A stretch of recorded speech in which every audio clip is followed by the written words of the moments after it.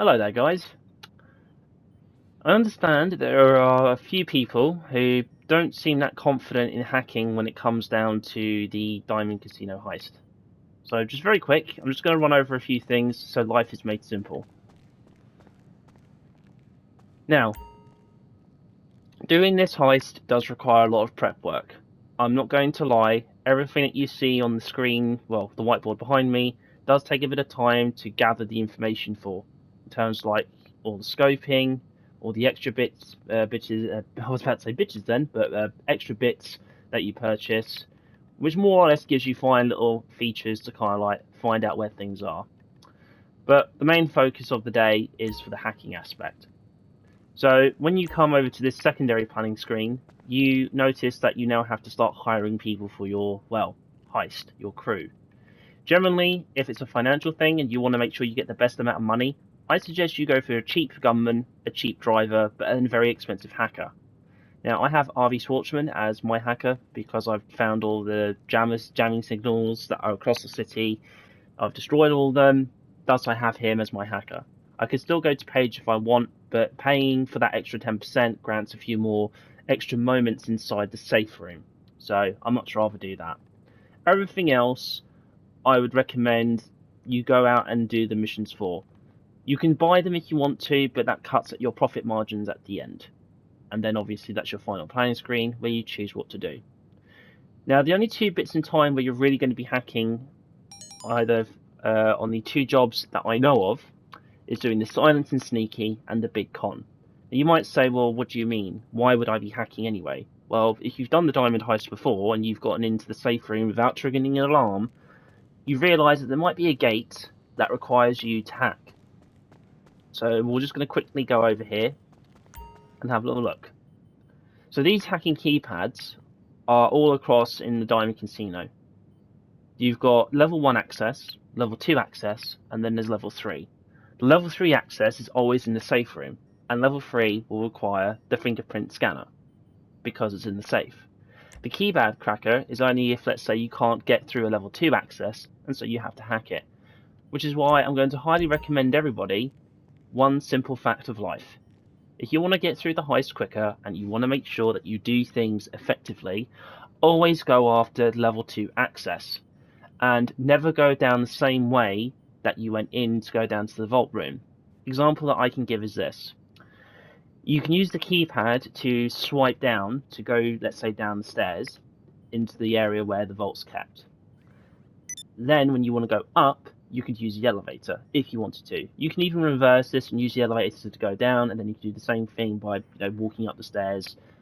It's entirely up to you how you do it, but it saves you having to hack anything, because if you go up the same way you came down, it's going to require you hacking it.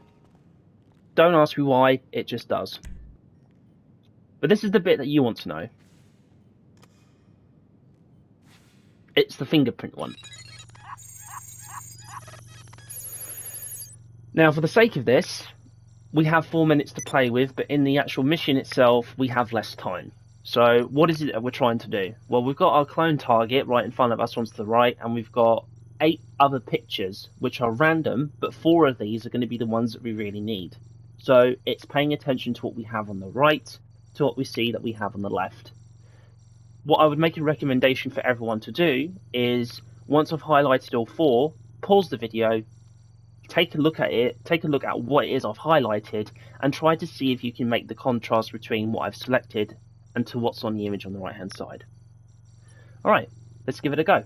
So, I know it's going to be this one, I know it's going to be this one, I know it's going to be this one, and I also know it's going to be that one. Run check. Signal matched. Now, on normal difficulty, you have to do this once, I believe, but on the hard one, you have to do this twice per each panel that you have to hack. So just keep that in mind, that there will always be 2 fingers or 2 thumbs, and generally, it's always going to be these same 4 thumbprints. So we know it's going to be this, we know it's going to be this, we know it's going to be this, and I'm going to go for that one down there. Check again. It's working so far, right? Okay, the next one. I'm going to go for that one. I'm going to go for that one. I'm also going to go for this one. And I will also go for this one. Run check. So far I haven't gotten anything wrong yet. Right, last one. We know it's going to be this one. We know it's this one. And we also know it's this one. And I'm also going to haunch my bets on this one here.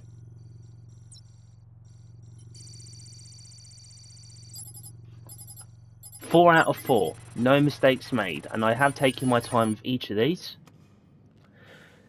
Now then. As I said, during the vault mission itself, it's going to take time just to figure out the pattern. That's the only thing I can only describe it as. But generally, you have the image on your right hand side, you also have what you're looking for on the left, and you have to try to decipher the images. That's all it is really. It's basically just finding out what matches. Now, doing this little test run, which is what I always want to refer it to as, you roughly are given about a minute to do. Let's just say 2 of them on a hard difficulty, since I only play on the most hard mode anyway because it's more financially beneficial. So if you can get through 2 hacks without any problem within a minute, great. So that's 1 minute less time of having for someone to cancel the hack and doing something. So I'm going to try again, see if I can go quicker.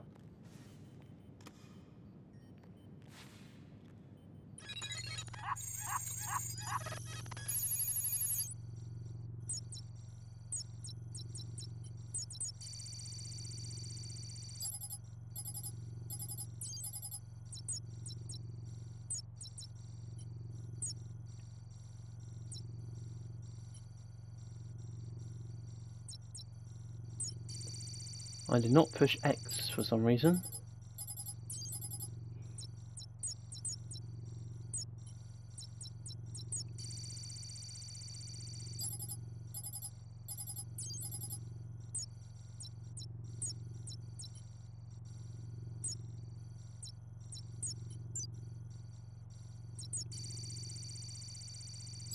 That was my bad there, I had a bit of a blank moment. I'll see if I can go quicker this time. It's all based on the rate of speed. So once you know what you're looking at, eventually you'll just do it without thinking.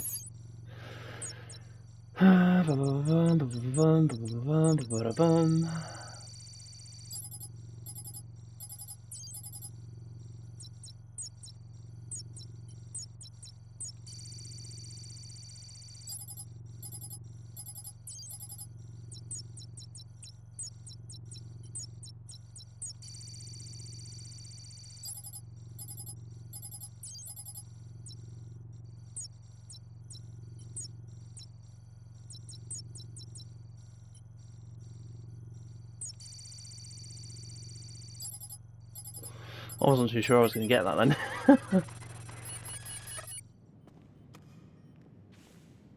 So yeah, generally it's like that really. It's not really much I can say. You know what? For the lols, we'll even show you the bloody vault door. The laser cutter is mainly used when you're doing the stealth run, unfortunately. And because it's a laser, you have to be very careful not to overheat it. Kind of like the same thing with the, what was it now? The plasma cutter. Also to keep in mind, when you're doing it on the harder difficulty, it's more than 4 discs. It's roughly about, I think, 6.